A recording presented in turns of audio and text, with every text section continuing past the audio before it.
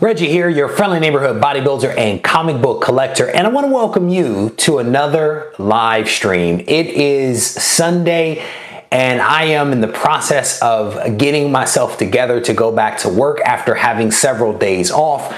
So, not sure how I feel about that, because I've definitely enjoyed this little vacation spent here at the house with my family. So I did want to jump on here before I get too deep in prep for tomorrow. And I wanted to revisit a game that I deployed earlier today called This or That. If you participated in This or That earlier today, I want to say thank you for that. There were roughly 50 people that responded to that video with comments and made some selections.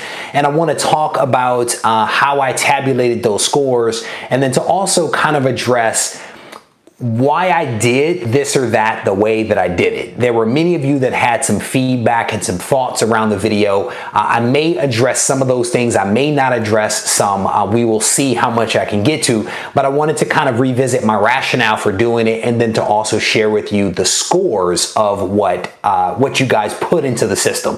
So let me check up on the chat here to kind of see how many people have joined and to see who has actually joined. And there were 13 of you here now. Marcos is here. How you doing, brother? I love Sign Comics is here. Whitewell is here. Black Panther, Candy Graham Man, Los is here. James Hardy, welcome to all of you guys. A couple of new people here. And then a couple of folks that are always here, and I'm definitely appreciative of all of you guys, so thank you for coming by. And I think there's a couple of you here that actually participated in the game that I released earlier today. If you haven't seen the game, you can still go back and watch it. You can still enter in, how you would vote. I am going to end up doing this again at some point in the future. I just need to figure out the timing and how I want to approach it, because this one was really designed to do a certain thing, and I want to talk about that in just a moment. Kyle Simmons, Kyle, I love your last name. It is possibly the greatest last name I have ever seen before, so welcome to you.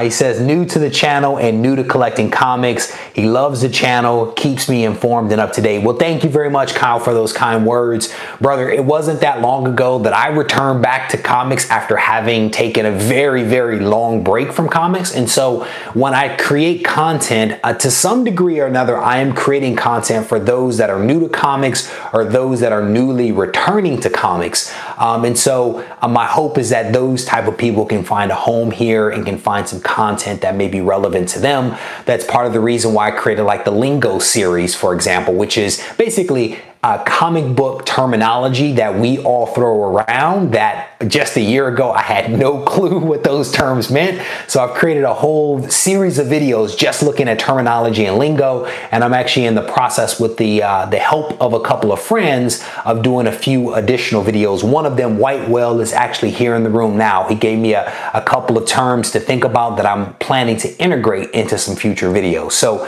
Kyle, thank you for joining the channel, and certainly, brother, if you need anything, I am always available.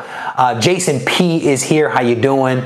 Look at all these guys welcoming him, and also welcoming him to going down the rabbit hole of collecting comics, not of my channel. Just to be clear, I love Sign Comics is a little cryptic there. Count Von Strange, how you doing, brother? Welcome to the live stream. So again, we're gonna do a quick update. This video is designed to kind of speak to a game, if you will, that I released earlier today called This or That. And in This or That, what I basically did was to present to people two options of comics that they could choose from. It was either this or that. And it was a fun game, I think it was a fun game. My thing on my channel is to always be brainstorming new things that I can do, things that are different from everyone else, and to try to keep it fresh, to keep it exciting. I like to have a little bit of balance between some educational stuff, some fun stuff, some how-to stuff. But at the end of the day, one of my biggest goals is to prompt people to think a little bit differently, right? To get them to consider something else. My goal is never to say, do this or do that, but it's to say, hey, you know, maybe there's some things that you want to consider or to think about. And in the end, whatever decision you make, in my mind, whatever decision you make for your collection, that is the right decision. This for me is never about judging, and it is never about telling people what to do. So I like to speak to that because I think it helps kind of level set what I'm about as a person, but also what I try to do here on my channel. So this or that, in that vein, is very much designed to get you to think. And it's really in response to questions that I actually get from you guys. I can't tell you how many messages I've received either on Instagram or email or even on my channel where people are saying, Reggie, I have this amount of money and I'm looking at this book or this book. Which one do you think I should get? Or, hey, Reg, I'm looking at these two books and I can only buy one. Which one do you think I should get? Or it comes in the form of, what do you recommend that I buy, right? There is a spectrum of questions that I get from people because I think people sometimes like to bounce ideas off of people. I do it to other YouTubers and people in the community. I'm like, hey, I'm thinking about this. What do you think, right? So we all do it. And so, again, this is no criticism of anyone that has ever sent me a message. In fact, I thank them for, one, trusting me enough to ask me my opinion, but then two, giving me the idea for this or that. That's essentially where this came from. And so what I tried to do was to create a this or that, at least for the round one, to prompt people to think about a couple of things. And it's really, do you prefer a well-established comic or one that may be a little more speculative, right? Do you want something that historically goes up in value and maybe has some fluctuations that take it higher? Or do you prefer that one that has maybe a little bit more bounce to it, a little bit more volatility, right? And if you think about the videos that I've been doing lately, where I'm talking about scarcity and rarity and do you need a 9.8 versus a 9.6, I've offered some tips on, do you consider mid to low grade Silver Age books? This is a continuation of that theme. Again, giving people some things to think about. And so when I looked at the results, what I found was that there were 50 people, basically 49 people or so, that chose to participate in the this or that game.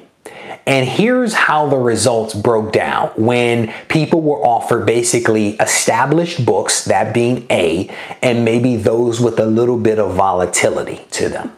There were 39 people that took all A books, that being all established books. And we'll talk about those books in just a moment.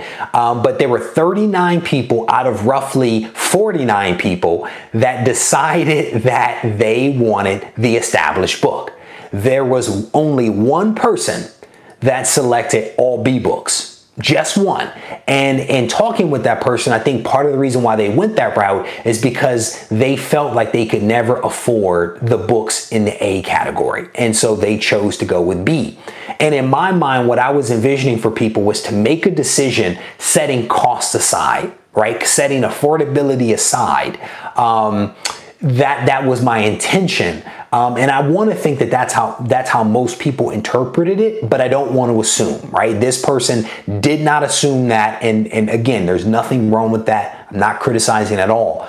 And then the remainder, there were 9 people that were split, that went with some A and some B. One of them was a contrarian person who, likes to go right when everyone's going left to be different. I'm that kind of person too, so I respect that. But that's how it broke down. 39 people said, I want all A's. One person said, I want B's. And 9 people basically split A and B. So let me get caught up with the chat here before I move on. Let me see here, X-Men Black. All right, I think you guys are talking about a couple of other things. James says his collection is a mixed 40 to 60% ratio. Books you want to collect. I went with all the books I liked is what Wingnut did. There you go.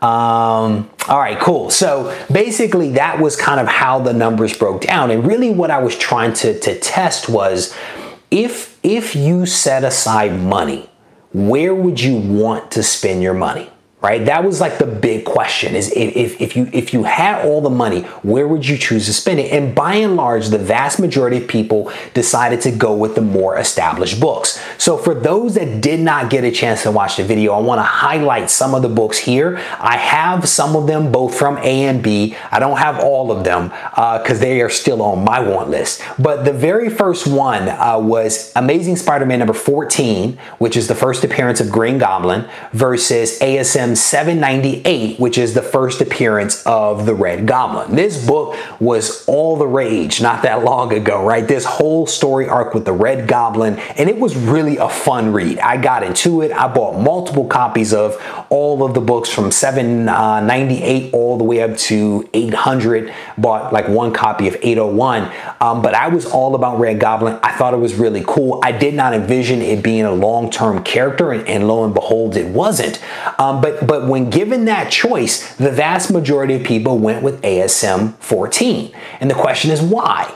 Right? And I think there's a couple of reasons why. It is a classic book. It's an Amazing Spider-Man low number book. Who doesn't want it, right? Air quote, general speaking. Who doesn't want it? It features a classic Spider-Man character, that being the Green Goblin. Some believe that the Green Goblin is going to appear in a future MCU movie. And let's be honest, like the Green Goblin and Spider-Man is just a classic battle to read. And it doesn't matter whether you're talking about, Harry or any other Green Goblin, it's a classic. And the vast majority of people, as I mentioned, decided that they were going to go with ASM 14. And so the question becomes, if you have an opportunity, right, and where you actually have your own money, would you buy ASM 14 low grade, or would you go with possibly, if you had bought it a while ago, a more expensive 9.8 version of ASM 798? I only have this one. I don't have the 14, but I hope to be able to get it. But there could be a decision point where you are presented with that option of you can get a 2.0 of 14 or I don't know what the comparable would be of 798, but where would you choose to spend your actual money? If it were me, I would go with ASM 14, to be honest with you. So the next one that I compared was another classic Amazing Spider-Man book, because that is my favorite, ASM 129, right? This is a 6.5, first appearance of Punisher, very cool book, versus Thanos number 13. This is the first appearance of the Cosmic Ghost Rider, or Frank Castle as the Cosmic Ghost Rider, right? Frank Castle Punisher, Frank Castle Cosmic Ghost Rider. Again, vast majority of people decided to go with the classic Amazing Spider-Man number 129. And I think it's a great decision. But again, at one point in time, this book was pretty darn hot. I don't know what it's priced at now, but it was also really expensive. Versus, would you do this or maybe a lower grade 129, right? Which has seen some volatility in its pricing, yes, because of the Netflix series and all that other stuff, but it's Frank Castle, right? And so the question becomes, where would you choose to spend your actual money if you had an opportunity? I have several copies of 13. I only have one copy of 129, but it's a decision that someone at some point may have to make. And the reality is that if you buy too many of these, maybe you won't be able to get the 129 when it presents itself. So it's something to kind of think about of where do you balance your spend, because we all have budgets, right? So the next one that I presented was ASM 300, which I have two copies of. One is behind me on the wall, and then I have this this purple label here, which was color touched. Didn't know it at the time, but it is what it is.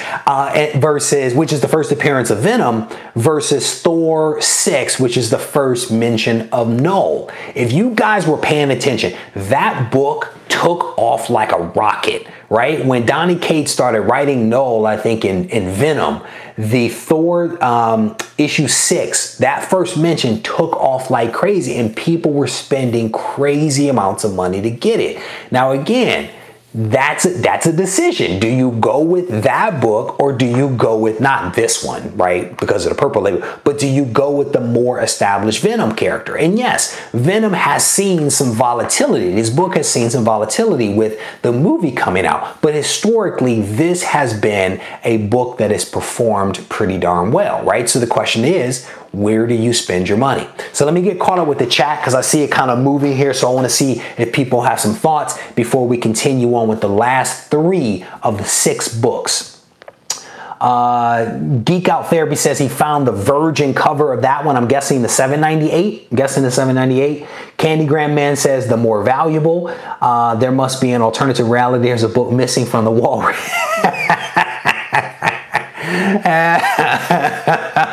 I love signed comics. Well done, bud. Well done. And then Geeks, Drinks, and Comics says ASM 129 any day. I would agree. I would agree that that is the way to go versus the other book, which again could eat into one's resources. Ian says he got his ASM 129 this week, sent it off to CGC right away. Congratulations on that, buddy. What grade are you hoping for? I'm just curious what grade that you're hoping for. What grade do you think you're going to get on that book? At the end of the day, brother, it really doesn't matter. That is a great book. The Jackal Punisher storyline was okay. It wasn't the greatest. I'm actually reading another ASM. I read it several days ago on Marvel Unlimited, maybe 130 something, 131, 132, and Punisher makes another appearance in that book. I had not seen him outside of 129 in those early books, and I just stumbled upon it the other day. So Candygram Man says he went with the Thanos because he loves the storyline. And again, there's nothing wrong with that. So here's the other point. Candygram Man, thank you for bringing that point up. Did you buy those books off the rack or did you buy them from eBay? Because I think that that's an important, very important part to make. I picked those books up as well, but I bought every single one of them off of the rack. I called up my comic shops and I put in orders, and that's how I got them. And I pay literally cover price for this 13. There were some that I bought off of eBay because I got like a really good set and like a whole run of them all together because I wanted some backup copies. But again, I caught them at the right time and I did not spend crazy amounts of money for those books because I think that that's a very important part. There's nothing wrong with picking up these books from column B, especially if you can get them for cover price.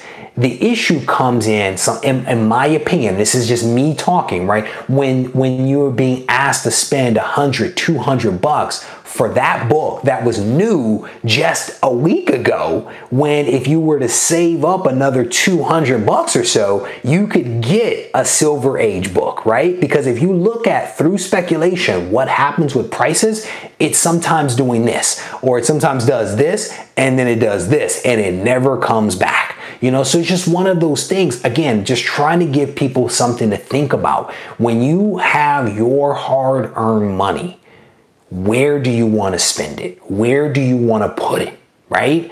If you look at like AF-15, which we have coming up, I'm pointing over there as if it's over there. It is not.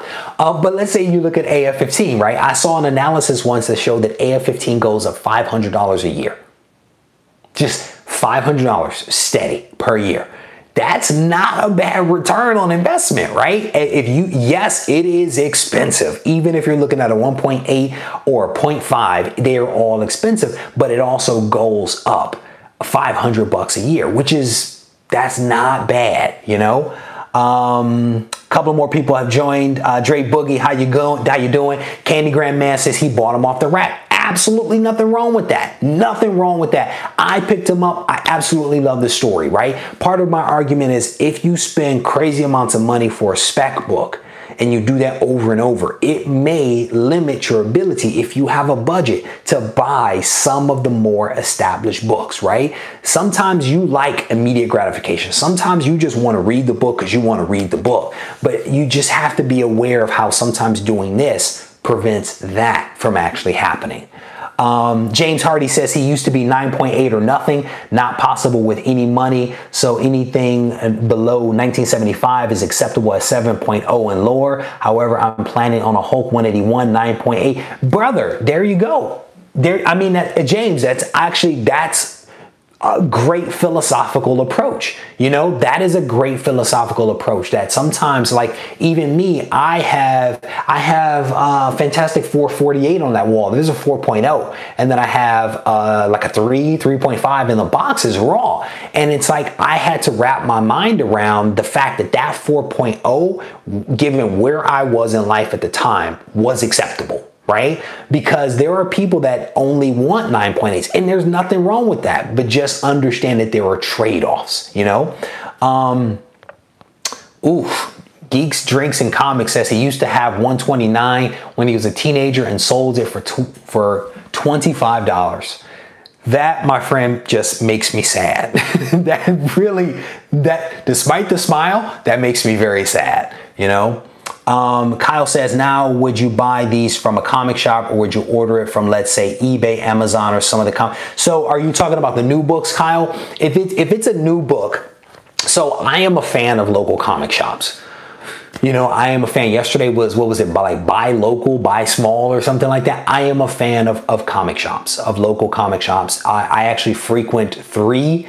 Sometimes 4 if I'm, you know, venturing out into another direction, because I believe in supporting small businesses. I believe in supporting small comic book shops. They are, you know, to some degree or another, the foundation of what we do. And I have a good time when I go and chat with my local comic shop owners. I actually enjoy chatting with them, right? So for me, it's a form of entertainment. Now, with that said, and this is something I've addressed in some of my videos before, not everyone has the ability to hit 3 comic shops within, 20 minutes of their house. There are some parts of the country where I think John's Comics with Kids was saying that he would have to drive a little bit to actually get to a comic shop. We Love Comics has said the same thing. I think his local comic shop is maybe 20 to 30 minutes away.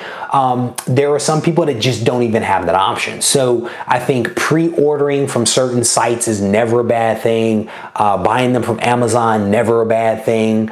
Sometimes even maybe you go Marvel Unlimited and actually just read the digital version, right? Because you're still supporting the comic book market, even if you're not buying that specific book. Just know that you'd have to wait, 6 months or whatever after the book comes out to be able to read it. But that's a viable way to go as well.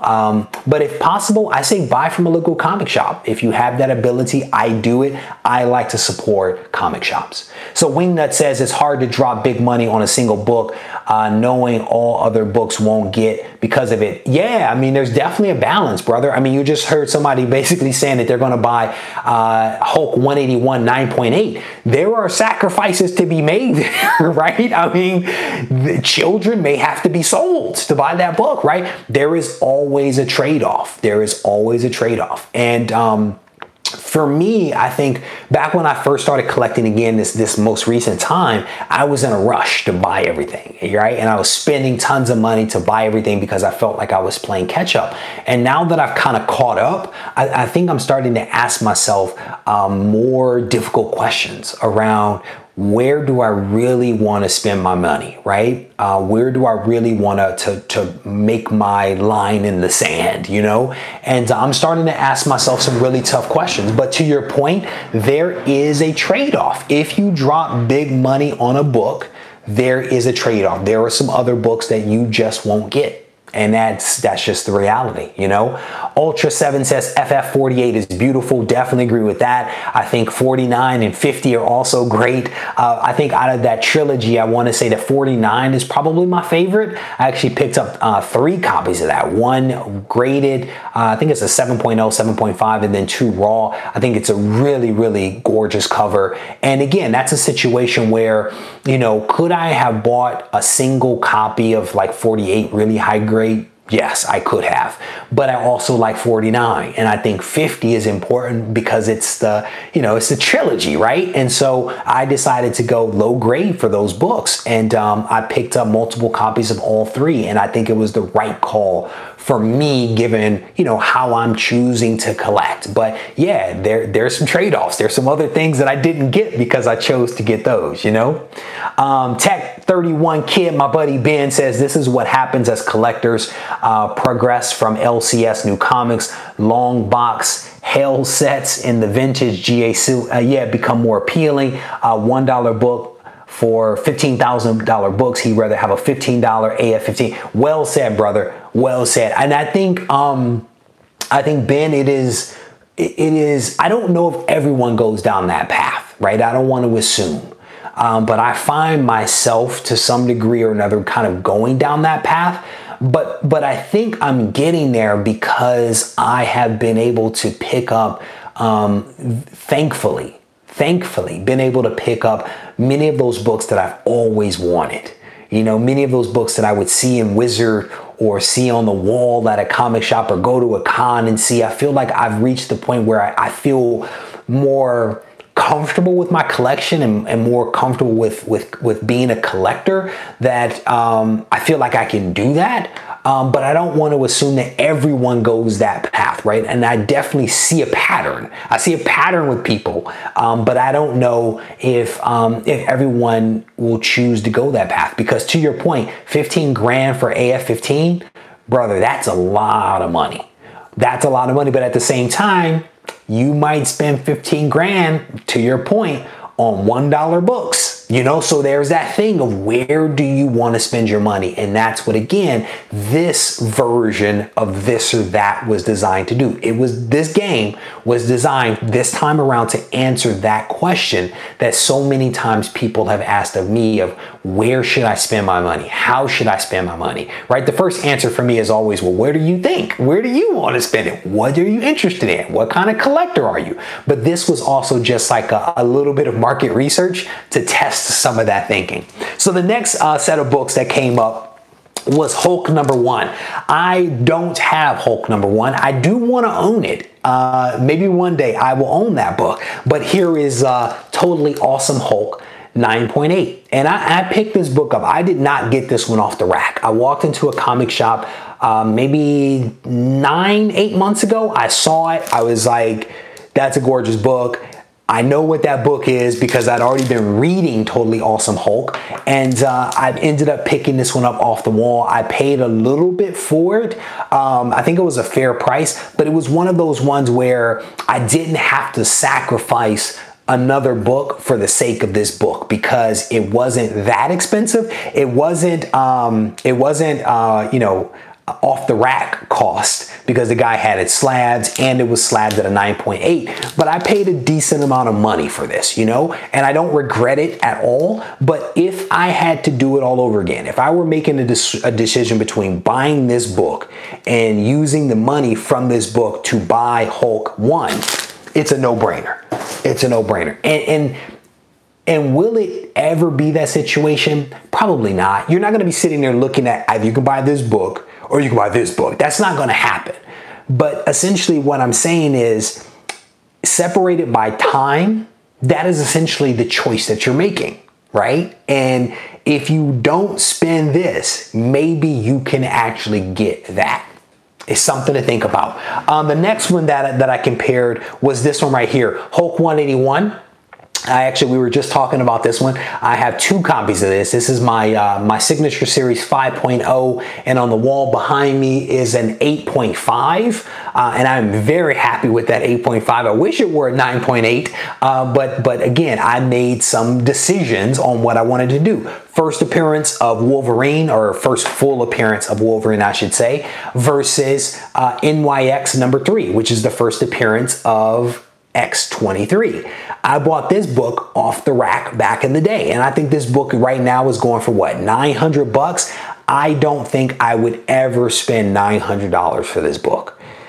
Partly because I bought it off the rack, you know, so it's hard for me to wrap my mind around this book being that expensive when I bought it off the rack, you know, and that's a lot of money. That is a lot of money for the value of this book, especially when I paid what, $2.99 for it back in the day, you know. But I think it's also one of those things that even guys that were alive back when this book was on the rack, they struggle with buying this book now. I guess it's it's the same kind of theory, but rest assured that I would have this book over that book any day. And this one has really taken off, right? People are saying that this is the next Amazing Fantasy 15. Who knows? I honestly don't know, but the book has definitely taken off, and I'm pumped to have 2 copies of this particular book in my collection.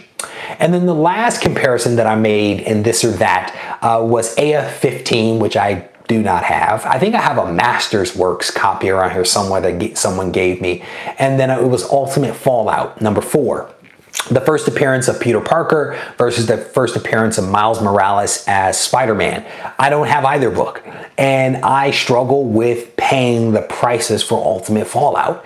I think that the book was a good book. I think the book has taken off, and I think it's going to continue to take off as we get closer and closer to that movie / cartoon to come out.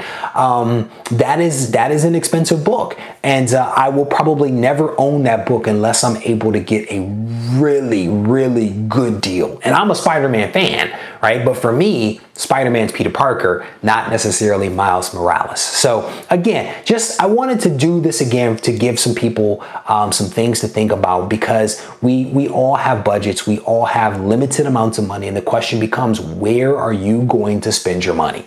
So we got here, Jason P says, this was the only B that he picked because the book has proven it has staying power unlike all the other Bs. Very good point, Jason. Jason, which book were you talking about? Was it the NYX 3? Was it the NYX? I'm guessing that's the one that it was.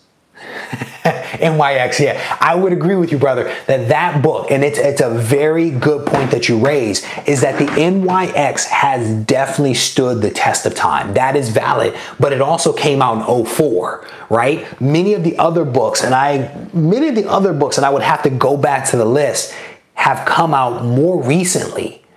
As I'm going down the list, most of them have come back more recently. And so I think you've hit on a very good point, which is kind of what I was talking about earlier today, which is the speculation. The Silver Age books, or some of the books from column A, what they have are established values, right? They are first appearances of some characters that have been around for a long time. They have a solid fan base, a fan base that will always want those books. If you talk to like Hulk nuts and some of these other guys that love Incredible Hulk, they love Incredible Hulk. And number 1 for them is the pinnacle. I'm an Amazing Spider-Man guy. AF-15, Amazing Spider-Man number 1, those are my holy grails, right? And because of that, you have people that will always pay money for those characters. Unlike, for example, the Red Goblin, right? Or Null, for that matter. Great characters, great writing from Donny Cates and others, right? But they don't necessarily have that fan base. They don't necessarily have the appeal that a more established character like those from column A have, right? If you look at Venom, has been around for 30 years. People love Venom, right? Spider-Man begat Venom, Venom begat Carnage, Carnage begat something, I think, right? But it's like, if 30 years Venom has been around, that is 30 years of fans that have essentially grown up with Venom as their anti-hero. And many of these other characters don't necessarily have that. X-23, this character has been around for a little while, right? Some people love her, some people hate her, right? But this is a book, very good point, that has come out, that has been out, and that has some established value to it. And I don't think that it has as much volatility as some of the others that we looked at. So I think that that's a very good point, Jason, that you brought up. So thank you for that. That was solid. Candy Grand Man says, now the real question is, would you sell it for $900? You know, that is a good question. I would sell it if it were in pursuit of another book. You know what I'm saying? Like, I don't need the 900, right, today. But if I had an opportunity to buy AF-15 or Fantastic Four number 1, absolutely, book's gone. Easy decision. Trade, absolutely, book gone, right? It's a great book, but I can also get it again. Even though I may have to pay $900 or $1,000 for it, I could get that book again. AF-15s, yeah, they're out there, but that is also like a grail for me, right? This is not necessarily a grail, even though it's a really cool book. Even, let's be honest, I've been debating this one. I've been debating selling and or trading this book for again, Amazing Fantasy 15 or Fantastic Four #1. I'd have to put some other stuff with it like cash or other books. But again, the reason is I have two of them. Wolverine is one of my favorite characters. So I have a second copy. I would trade the next AF-15 for an actual AF-15 along with NYX and a couple of other things. So I think that's a great question that you asked. Nick Leslie says 900 is insane. You can buy a raw ASM 120. You see what I'm saying? That's Nick, well done. That is the very point. That is the very point right there, that it could come down to this or that, either directly or indirectly through time. But that's an excellent point. James says he lost his Hulk 1 miniseries that he paid $700 for in the early 90s to return. Oh man, wow. That's tough. James, I was actually talking about that the other day. I joined Comics with Bueller, and we were talking about slab or no slab. And one of the things that I spoke about was I like getting book slab for several different reasons. But one of the reasons is that it gives me peace of mind in the sense that I have a grade on that book, and that book has a value, and that value is documented as part of my insurance policy that I have just on my comics alone. And so for me, that gives me the peace of mind to know that if something were to happen, that I should be able to recover my collection, right? So I'm definitely sorry to hear that, dude. That sucks. That sucks. Wingnut says B was his choice. Brandon, how you doing, brother? It's good to see you. Tech 31 Kid says he paid $650 for his Hulk 1 back in 2002, and he can't imagine wanting to spend $9,000 to $10,000 for it today for an equivalent copy. He does love Hulk 1, and that's it. Again, I hear you, brother. I mean, $650 for Hulk 1 at the time, that was a lot of money.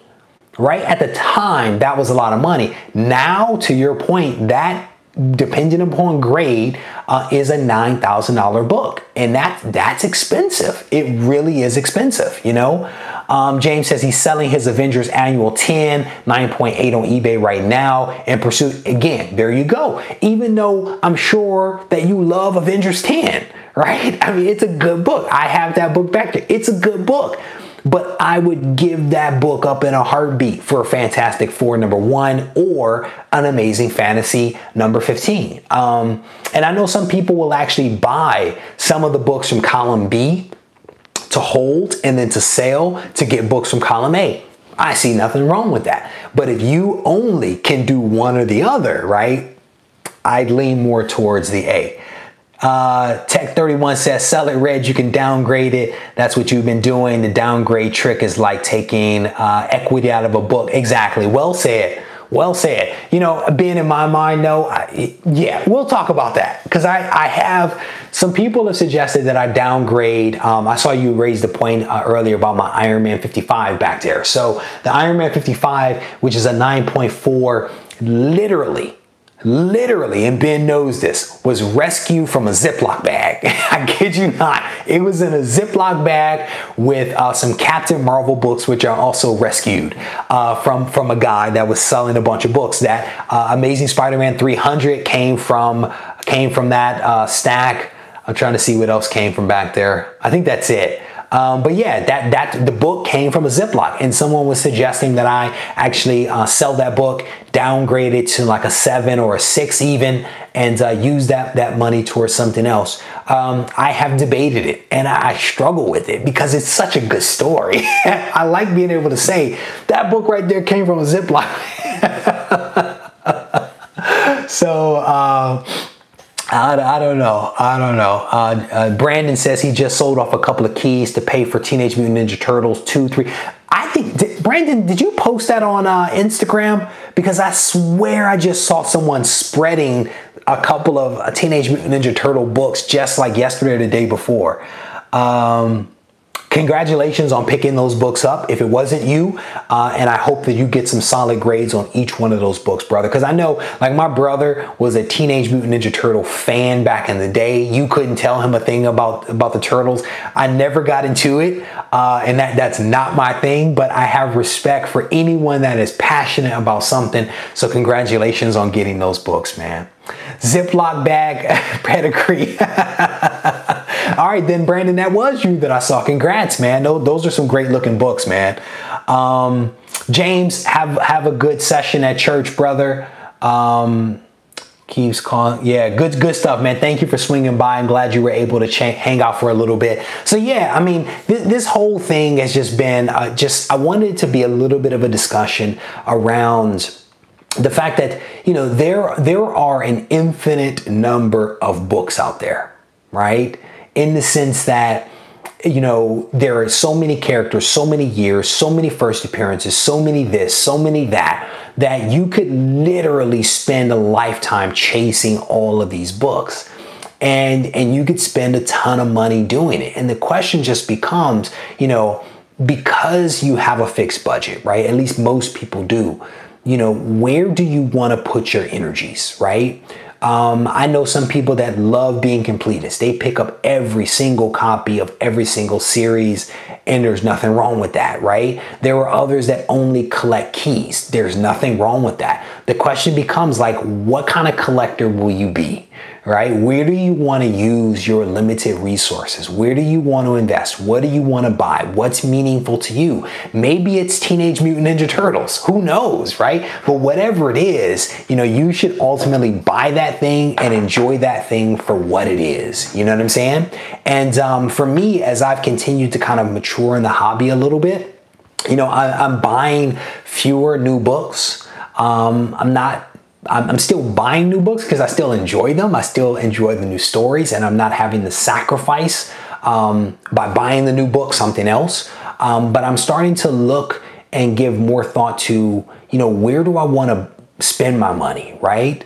How can I go after AF-15? How can I go after Fantastic Four #1? Can I get a Hulk #1, right? Those books, to me, yes, they are a lot of money, but, you know, you can nickel and dime your way there, or you can nickel and dime your way to never seeing those books, right? And that's kind of the point that I'm trying to make here, is that do I have $9,000 today to spend on, you know, any of those books? No.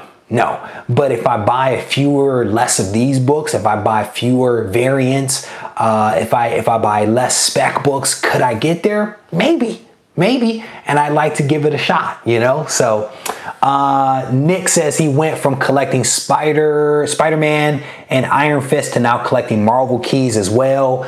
Martin, how you doing, Martin? See, I'm glad you enjoyed the session that I had with Bueller, man. We had a lot of fun. On that one.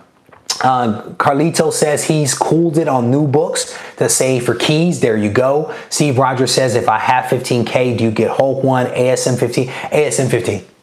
ASM 15 all day, brother, all day. If I had 15K, I'd have to maybe put another few K with it to get a nice grade of AF-15, but I would go AF-15, and here's the reason why.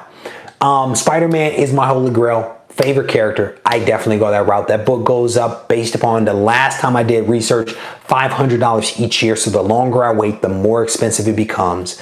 I feel that Fantastic Four #1 may have some softness in it, and driven by speculation for the Fantastic Four coming to the MCU. Will that book rebound a little bit and have some price adjustment? I don't know. Will I have to wait 3-4 years to maybe be able to buy that book? Maybe. But I believe that book is slightly artificially inflated right now. Hulk #1 I would buy because it's Hulk #1. Not because I love Hulk, but because it's Hulk #1. You know what I'm saying? So out of those three, AF-15 is an easy decision for me to make. Easy decision. And yeah, there's a little bit of softness in AF-15 as well. pushed up by MCU speculation, right? Same thing with X-Men #1 back there, and also Amazing Spider-Man in my box. I picked up both of those books right before like the prices took off on those books because I anticipated it doing just that. But yeah, that's an easy decision for me to make. AF-15 all day, and in fact I'd stack up 15 grand of books right now if I could get one at a, if there was someone to make a deal, I'd stack up books today and make some magic on that one. Ian says he's a Spidey completist. Absolutely nothing wrong with that. He has 2,600 Spider-Man books. That is impressive, brother. Wow, that is impressive. He says he has left to complete his collection are about 98. That is impressive, brother. I am in pursuit of an ASM run myself. I am not doing 801, but what I am doing is for right now, I'm kind of focused on 1 through about 100. That's kind of where I'm trying to focus my energies. I just picked up a stack of books outside of that range. I picked up 130 to like 155. So super pumped to drop those right into a short box, because I had books before it, I had books after it, but I had a big void right there around the 130 to 150 mark. So definitely nice. Wingnut says that's great about the digital services. Brother, read them up. I've been reading those ASM books that I just mentioned. I've been reading those on Marvel Unlimited for like the last 4 days. I have the book, but I have kids, and it's like if I'm around them, I can actually read on Marvel Unlimited without putting a book at risk. So RB3 says, send me those wall books on the wall and I'll No, RB3. I would have traded you, my friend, for that AF-15 that you had sitting behind you for all those months, but you decided to go another route with that, much to my chagrin. And brother, I wanted to buy that book from you, but I was in no position to do that. Good as Gold says DC gets no love. That is completely untrue. Completely untrue. DC gets love. Look at this. It was right at my fingertips. Did you see that? I am a Marvel guy. As good as Gold, I am a Marvel guy, but I have nothing against DC books. So, yeah, hope you downgrade and pare down for the collection for the keys you desire. Thank you, Tech9. I appreciate it, Ben. Brandon says, do it. Sell your collection and get that AF-15. Yeah, man, we will see. We will see how it goes. Wow, Carlito says he's a Deathstroke completist. Brother, there's nothing wrong with that. Deathstroke is a cool character. I mean, what was it? Old boy back there, Deadpool, was based upon him, right? So again, and for me, again, this isn't really about telling people what to do, because I think we all have some things that we like, and it's like, if you can do those things and make yourself happy, then do it, man. Get every appearance of every book. If it's within your means to do it, I say go for it. Tony's making a funny comment there. Martin C., you are very welcome there, brother. Now, the newest ASM he does not have. Oh, it was 153. Got it. Hey, Simon, brother, sorry to step on your toes. I apologize. I didn't realize that you still had your live stream going on. I saw it pop up when I was playing with my kids, but I didn't realize that. Nick says his only DC book is Shazam #1. That was a hot book for a little while, wasn't it? That Shazam 1. I don't know what it's done. I don't know what it's done lately, but it was hot for a while. Looks like one of them fell off the wall. No, it's actually, wait a minute, where is it? Which one is that? It is this one right here. Thankfully, it did not fall from the wall. I actually just reached out to the guy that I bought these mounts from, and actually just got another 14 mounts for the front wall. These things have held up incredibly well. And in fact, the guy, they had a sale on these things. They were 25% off, but I ended up getting another 14 from him for my front wall. They should be here, I think, on Wednesday or something like that. So I'm definitely excited about that. Get caught up here. Anyone know a comic where Magneto doesn't hold back? It's a great question. I I don't know, maybe in that House of M stuff, Kyle, maybe in House of M, when he lashed out at his son Quicksilver. I think it was Quicksilver for tricking Scarlet Witch. I think there was something that happened there where he kind of lashed out at people, but there's maybe some others here in the room that are a little bit more knowledgeable than I about Magneto that can give you some idea right there. Wingnut says Deathstroke and Red Hood are amazing. Any thoughts on modern key issues like Walking Dead? Yeah, Matt, so that was one of the, hopefully I won't lose this train of thought, so bear with me if I do. There was a little discussion I made mention of the other day during my live stream where someone was basically saying that they were worried that the market was going to collapse because Walking Dead #1 had spiked in value and then dropped precipitously. And I actually never looked it up, so I don't know how much it was or how much it dropped. I heard rumor of $2,000, but I don't know that for a fact. And my response was, I don't think the market is at risk because a modern book has a price adjustment. I don't think that markets collapse because of price corrections. And in fact, I have a video coming out on Monday where I actually talk a little bit more about why markets collapse, specifically the market in the 90s, and I compare it to today's comic market. So if you guys get a chance, check that out. But what I will say about modern key issues is I think that there is a lot of volatility to a modern book in general, whether it's a key or not. Silver Age, Bronze Age, Copper Age books have some important keys that have some importance to them, right? They have a first appearance of an important character, important story arc. They have a fan base that supports them. Modern books don't necessarily have that. So if I could buy a modern book that is a key off the rack, I would do it. If I had to pay $500, $1,000, $2,000 for a modern key, I would not do it. I would not choose, I would struggle with spending my money on something like that. The same way that I would struggle with investing in a long shot stock, right? Unless I had the money to risk, to gamble with, that I could lose it, I would not do it. If I had $500, $1,000, $2,000, I would either save that money until I have more money to buy a Silver Age or Bronze Age key, or I would buy a low grade of those very same books. That's personally what I would do. You could look at, again, let's just draw a comparison. Somebody made the point, you could spend $900 on this book right here. NYX #3, first appearance of X-23, or you could get a really nice copy of this book, either raw or graded, for that same amount of money. 30 years of Venom history here versus not a whole lot of history here. So it would be an easy decision for me to make if I had to make that call. So hopefully that answers the question that you had there. Market in the 90s was just oversaturation with printed. Yeah, Wingnut, there were several factors there, man. There are several factors there. I don't want to preempt myself with like I did the other day. A video is coming out on Monday at 3:30 where I'm going to be talking about that. I encourage you guys to check it out because I think it's a really good video. I really do. Markets behave differently regarding moderns versus vintage. Well said.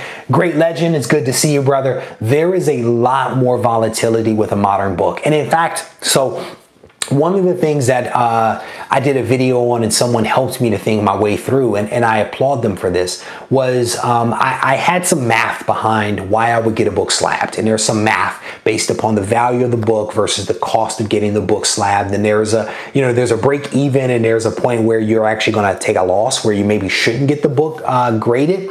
The thing that they pointed out was, and I think it's an excellent point, was that with modern books, because the modern book sometimes does this, right? Maybe you wait. Maybe you don't get that modern book slab. Maybe you wait to see what the price will look like for that book over the long term versus as soon as it comes out, because it's hot today, you get it slab today, because maybe by the time you get it back in 3 months or whatever length of time, that book might not be hot anymore, you know? And I honestly don't know where the market is for these two books, right? First Cosmic Ghost Rider versus the first appearance of Red Goblin. I don't know where the market is for either one of these books, but my guess is that they are not as hot as they once were when people were spending crazy amounts of money for the 9.8s or even for a raw copy. I think the thing is you wait to maybe see what the market is going to do versus a book like this. The prices, yes, have gone up, but they've been relatively stable, right? Like air quotes, stable versus a modern book. This book has gone up. Relatively stable book overall. Yes, it's gone up, but not with as much negative volatility as you might get with a more modern book. So I have so many books I need to slab. Me too, Great Legend, brother. I have a whole, I keep a short box full of books that I want to send off to get slabbed. And I kind of go through and shuffle and reshuffle and decide what I'm going to spend and stuff like that, you know. And the Great Legend says, hey man, those books aren't hot anymore, right? Now, what was crazy, Great Legend, is that both of these books, along with several copies of their cousins, are actually in that short box to be sent off to CGC. And they've worked their way from the front of the box to the back of the box because my perception of them is that those books have cooled. At some point, will I want to get maybe one of each slabs as a 9.8? Probably, and I can do that because I have several copies that I thankfully all bought off the rack, but I may get them slabbed at a 9.8 just so that I can have a copy of it sitting somewhere preserved, you know, but I don't think that those books are hot anymore. And there you go. Carlito's even saying that unless you want to flip it and make some quick money, you know, slabbing a modern book probably isn't the way to go. And I know plenty of guys that do that. They get a book, the book is hot, they send it off, they give it slabbed, they turn it around, they sell it, and then what do? They either go buy more books to flip, or they buy Silver Age books, right? There is a method to that madness. There really is a method. So getting back to that comment earlier today, there are some modern keys that will take off in price, right? Speculation, driving that price up. And people pay all kinds of money for that book. And that book will get up to be $1,000, $2,000. The reality is that that book probably isn't worth that, right? The reality is that that book probably is not worth that. The same way that someone is trying to sell a Stan Lee sketch cover variant for $1 million right now. That book is not worth that. You know what I'm saying? But people will try to sell it for that despite the fact what it's actually worth. And I think you as the buyer have to decide, do I want to spend my hard-earned money that way? I personally would not, but I never tell other people what to do. But you should consider, where do you want to spend your money? How do you want to invest, right? How many hours do you have to work in order to buy the book that you're about to spend on? And is it the best way to spend it? I don't know. What about Dead Rabbit? I haven't touched any of that. I saw that Dead Rabbit stuff being recalled because of the lawsuit or something like that with the organization in New York. I didn't buy that book. The same way I don't buy many of those books that have been optioned for TV shows or movies. I don't go out and buy those. It's a tough game. Can you make some quick money? Yeah. Can you take a loss? Yeah. How long will it take before that movie is actually, you know, made or that TV show made, if ever? I don't know. The Dead Rabbit, there were people that bought the Dead Rabbit because they wanted to read it, you know? But how much will that Dead Rabbit book be worth in, I don't know, 3 months, 4 months? I don't know. That's not my game, you know? Great Legend says, I'm not emotionally attached to any of my books except, I was about to say, except for that FF and Shazam. I was waiting for the FF in there because I was about to say, hey, if you don't want that FF1, brother, let's talk. JD says he flipped his Dead Rabbits into 2 Journey of the Mysteries and a Conan.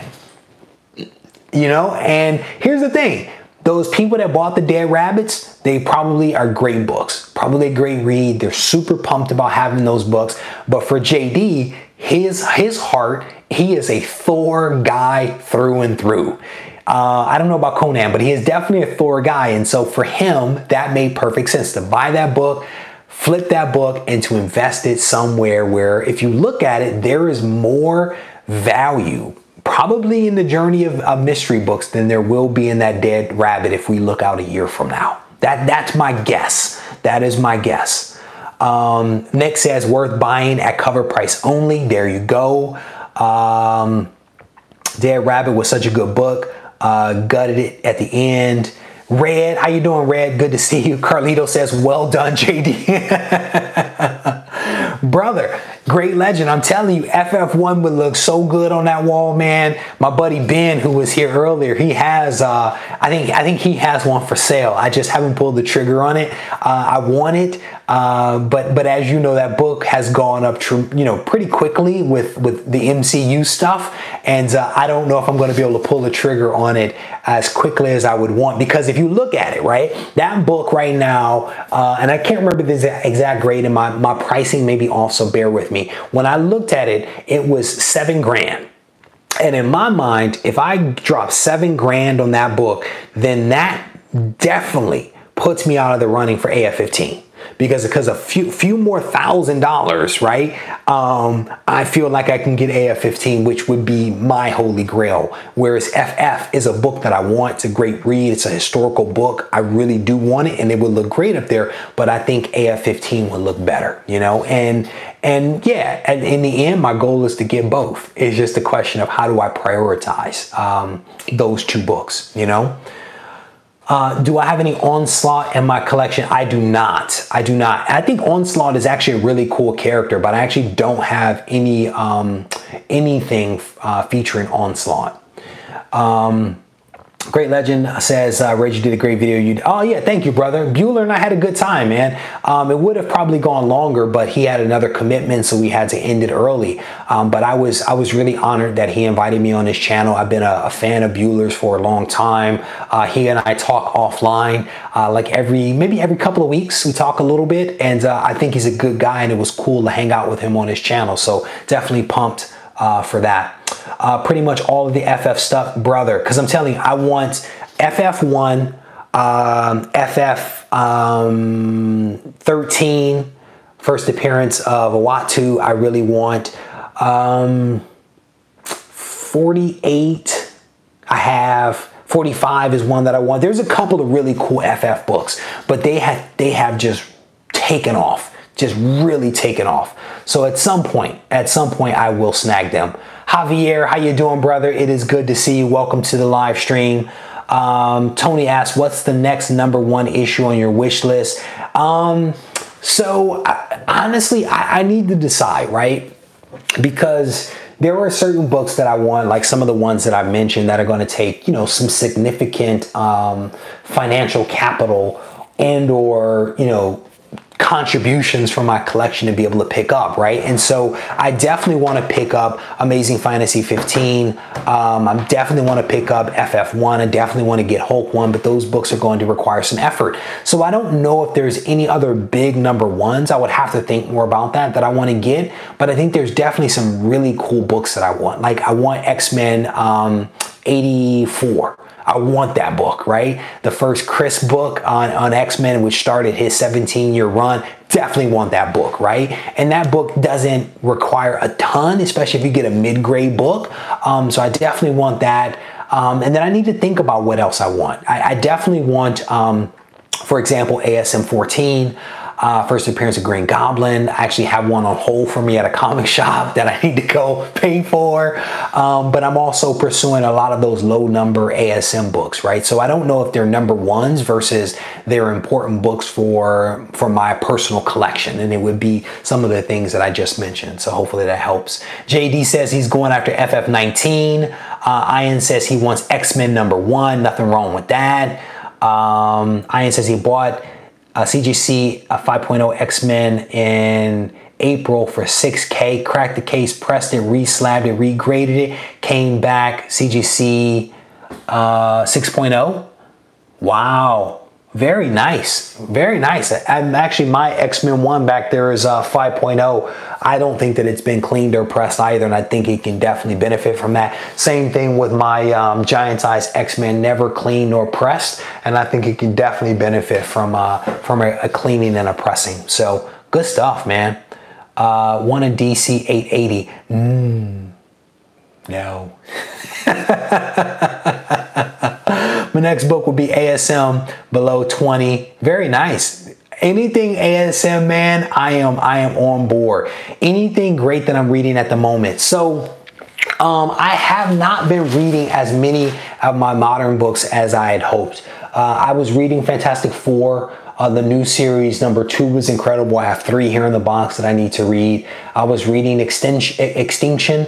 Definitely enjoying that. Getting ready for Uncanny X-Men, which is already dropped, and that's in the box next to me. I haven't really read that. I was reading last week for about 2 weeks. I was reading New Avengers from 2003. That's a really good story arc. If you guys haven't read that, I highly recommend that. And then honestly, I've just been reading for like the last week, maybe like last 4 days. I've been reading Amazing Spider-Man. I started with 130, and I can't remember what I'm up to now. Maybe 136, 137, something like that. I'm just reading those books in order. Nothing new, just old classic stuff. Not that long ago, I read Avengers versus X-Men. Great story arc. That thing is one of my favorites. So yeah, maybe that's a couple of what I've been reading. Mostly just old stuff, man, to be honest with you. Who Dat Comics, how you doing, brother? It's good to see you. Hope One sold it, and wait a minute. Hope One, number 1, had it sold. It went back. I don't know what that means. You got to catch me up on that one. Cleaning and pressing iron can definitely do a lot. Definitely do a lot, you know. All right, cool. So yeah, so again, what I did for those that are just coming in is earlier today I released, I think it was earlier today, maybe it was yesterday, I can't remember. I released a game called This or That. And it's an ongoing series that I'm going to try to do where I basically show people 2 books and I kind of ask, which one do you want, right? And it's not about setting money aside and affordability aside, like which book would you want? And this first one that I did was really like a setup. And it was a setup because I was attempting to answer a question. Questions that I'm oftentimes asked from people where they ask, you know, I have a certain amount of money. Which book do I get? Do I get this modern book? Do I get this Silver Age or bronze book in a low grade? Or they'll say, hey, Reg, what do you recommend that I get? The question comes in many forms. And so what I decided to do is to create this game called This or That and to basically have you guys answer the question. And there were roughly 50 people that did this. So this is a little bit of a recap. There were roughly 50 people that did it. And by and large, most people, 39 out of the 50, actually selected the well-established comic over the spec comics, right? So 39 people said, I will take the well-established book like the Hulk 1, the ASM 13, the ASM 129 versus like some of the newer keys and hot books. Only one person selected all the Bs. And then there were 9 people that basically split, that picked a couple from each lot. But it was just an interesting test to kind of see where people would go. And I was, I guess, pleased maybe to see that the vast majority of people decided to go with the well-established book, because at the end, to some degree or another, we are all kind of making those decisions. Right? Do you go with the well-established book, or do you go with maybe the pricey hot book, right? Because they come out with those hot lists that we all get excited about, and you jump on eBay and you find it and you maybe pay too much for it. And then 3 weeks later, a month later, whatever it is, that book is not necessarily worth what you pay for it. It's a lot of hype. It's a lot of scarcity, which creates the artificial demand. And so the question becomes, you know, how do we think through that? How do we get to the underside of that immediate gratification, that hype, to get to the other side and be able to build a collection that we could all be proud of, you know, because that's what I'm trying to do here, is build a collection that I could definitely be proud of. Rob, how you doing? It's good to see you, Rob. Brian says, those 39 people are smart. I will not comment on it. Hold on, wait a minute. Somebody asked, there's a topic here. That might make a good video, Reg. Is it worth to crack open a slab to clean and press and try to get a better grade? Oh man, that's risky. That is a debate. I can't tell you how many times I have had that debate with myself over like this book right here. ASM 129, this book has never been cleaned or pressed, and you can actually see, I don't know if you'll be able to see it here, you can actually see a little bit of dirt on the back side of this book. And if you hold the light just right, you can also see like down in this corner, there's some crinkling where it could definitely benefit from a little bit of a press. The other thing that I realized as I really examine this thing closely is that there's two little tears down in that bottom corner as well. This was one of the very first books that I bought when I got back into collecting and started buying, you know, slightly more expensive books. And so one of the debates that I've had with myself is, what would happen if I crack this case open, clean this thing, press this thing? Could I potentially get a higher grade? It's possible. It's possible, but to your point, it is definitely a tricky thing. There is right here, Wingnut says he has a book with a white back and as dirty as can be. I'm telling you, there are a lot of people that do different things like that, right? Like they'll buy a PGX book, they'll crack it, they'll clean it, they'll press it, they'll send it back in to CGC and get it graded. They'll buy some of the early CGCs that have the old labels that have never basically theoretically been cleaned or pressed, and they'll do it. I've debated it with that giant size X-Men back there, which I know for a fact is dirty and has never been cleaned or pressed. The only way to do that video and to do it right would be to film the book, crack the case, look at all the defects of the book, right? Send it off to be cleaned, pressed, and then regraded, and then have the book come back and then kind of do it that way. I'm not sure that I am that risk taker. I'm not sure that I'm one of those guys, you know? The Great Legend says those Gen 1 labels, some of those are pretty popular. Yes, sir. Yes, sir. And then again, Nick says, what happens if the presser messes up? The only way that I would do it, Nick, is I only, by and large, get my books cleaned and pressed by CGC, because that's who I send them to. So I just have CGC do it while they're there. The great thing is that I have all of my books insured. And so if my books are in transit or any of that other kind of stuff, they are covered through the insurance. So the damage I'm not so concerned about. I'm even less concerned about it if it's with CGC because I kind of trust what they're doing. But Tony and Great Legend, it's an interesting thing. Or send the whole slab to CGC. That is the group. Yeah, it basically goes to CCS is the group that actually does it. But yeah, you'd have to, that would be the way to do the video, is to film it, crack it, send it in, let them do their magic, and then watch it come back. And I'm not sure I'm the guy to do that. So JD says he has a local guy. I have a local guy too. I've used a local guy before, and one of the books came back slightly damaged, and I wasn't happy about that because I think he pressed it too heavily and the staples kind of came through the cover. So I was not a fan of that. So Nick, basically what CGC does is they have CCS do it, and they have some kind of proprietary pressing service that they don't talk about. But if you do their press, it is a full press where they press it multiple times to remove the defects. They also clean the book, and then CCS transfers the book over the CGC for grading.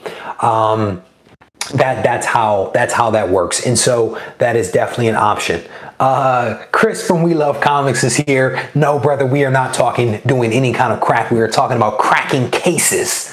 And which there was a notion here. Someone suggested that I do a video in which I crack a case of a book that could benefit from a clean and press, and then to send it into another grading company or whatever to be clean pressed and then regrade it and to see what happens with the book. And I was kind of citing an example of ASM 129 6.5 that I picked up that has some dirt on the back side, and the same thing with Giant Size X-Men back there, which is a 7.5 that has never been cleaned or pressed, and I have a feeling that those books could actually do pretty darn well. So if they were cleaned and pressed. So Switch Comics, how you doing? Welcome to the live stream. Definitely glad that you can join us. A lot of people here. Nick says he loves the CGC case. I don't know. I mean, this is like a never-ending debate. Who has the best cases, the best labels, and stuff like that.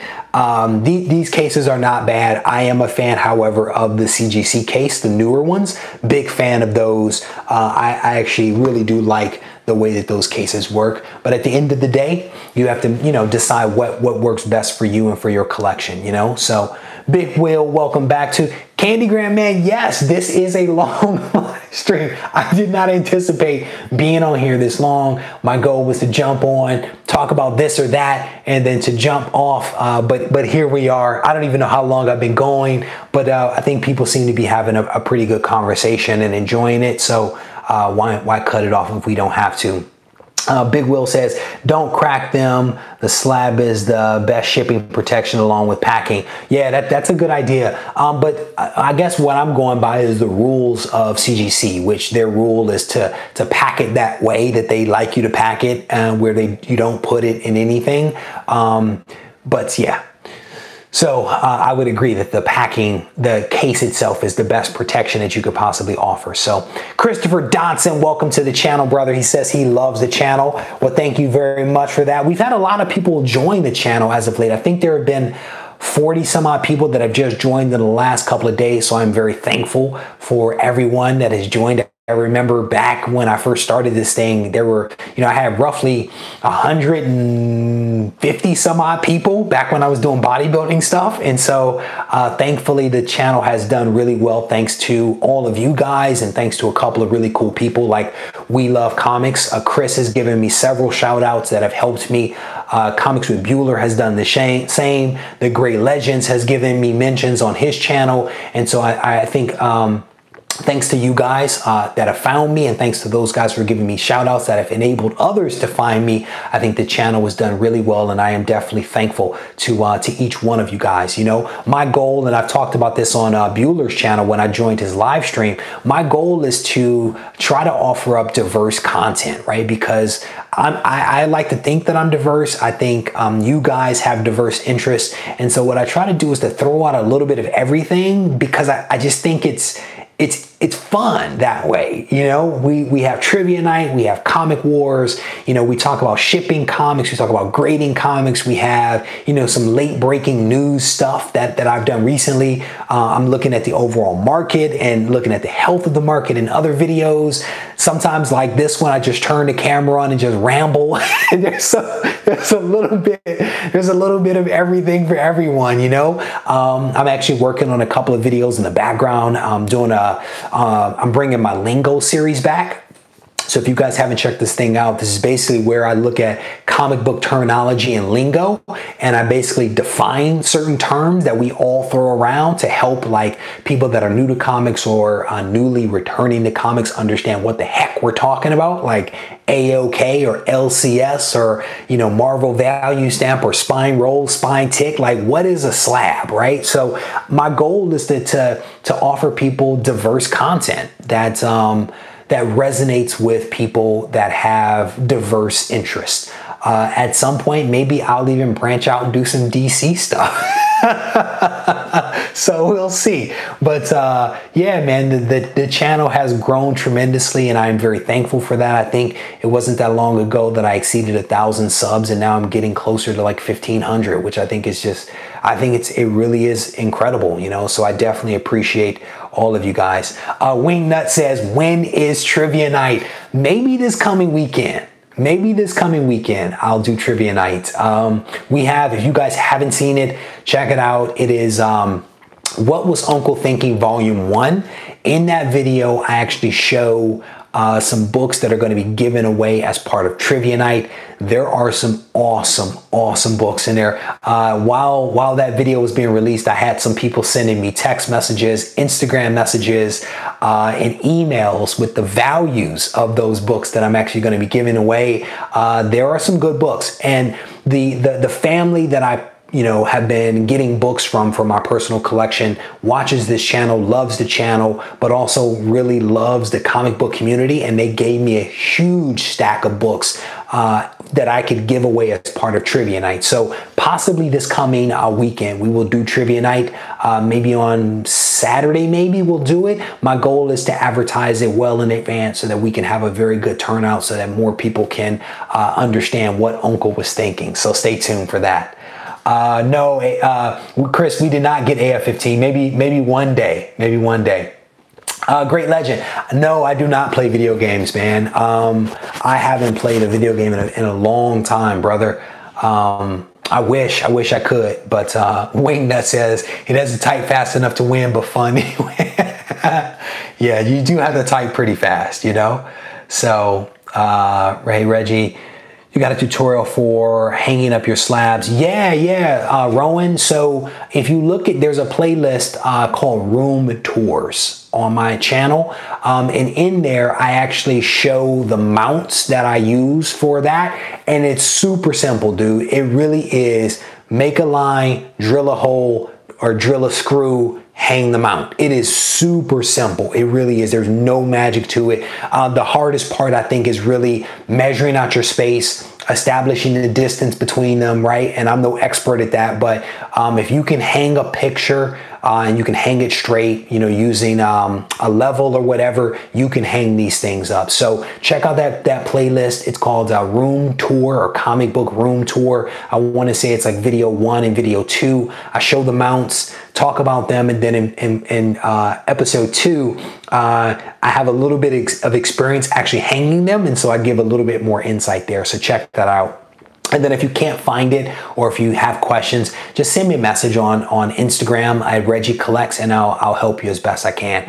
Just know that the company that does the mounts is having a sale. I think it's still going on, 25% off. So just know that. I just picked up 14 more for the front wall here.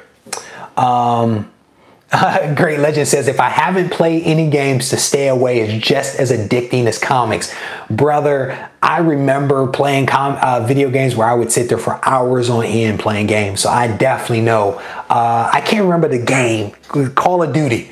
Call of Duty, man. I had the headset, the keyboard. I was all in on that one. I was all in on that game. So,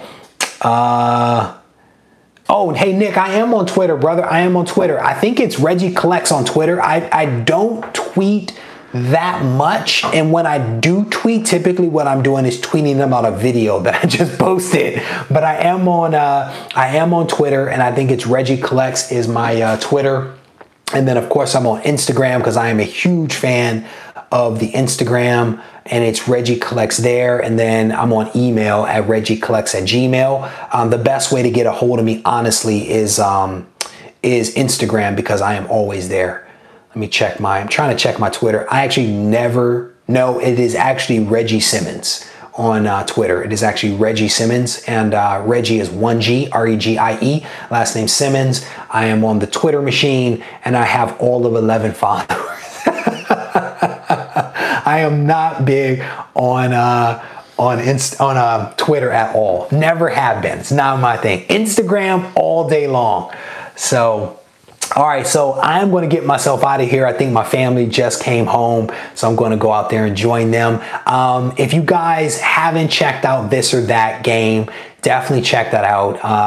Go ahead and key in your thoughts on A versus B, this or that. Stay tuned, because I'll probably do a couple more of those. There were some people that gave me some really good ideas for how this or that could be done. And this episode was done for a very, very specific purpose. And so the next one will hopefully have a slight twist to it to be a little bit different.